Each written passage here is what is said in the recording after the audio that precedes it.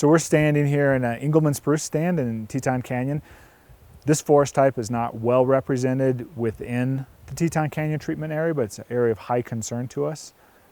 We are actually in the campground right now, so we're very concerned about maintaining forest health in here because people love to come and recreate here, but this is also very important bedding and thermal cover for moose.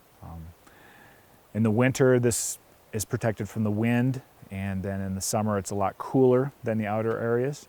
As far as the forest goes, this is very unique in that it's a pure Engelmann spruce stand. If you look around behind me, it's almost all one age. There's not much regeneration, there's not much diversity. One of our primary concerns is that we want to maintain this spruce habitat because it's not very common and it's such a critical habitat. These spruce are fairly shallow rooted. They're susceptible to wind throw. The spruce are also susceptible to insects, but it's the spruce bark beetle instead of the mountain pine beetle in their case.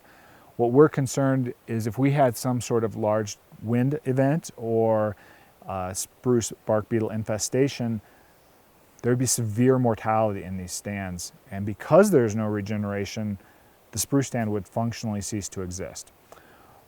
Some small habitat manipulation would create future spruce stands by creating a second cohort of younger trees. They actually like a little bit of sun, but not too much. They don't like a dry site. A small disturbance, the size of a typical house lot, a quarter acre, 100 feet across.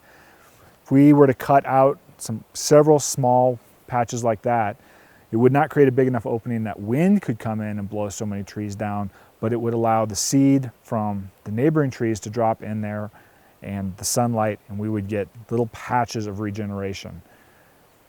We could do that through just cutting the trees and leaving them on the ground, but then that's a fire hazard. We'd probably want to introduce some small scale logging in here, but like I said, it would be a small quarter acre patches, not adjacent to the campsite. Because there's a stream side, they would be buffered for a significant distance off the stream.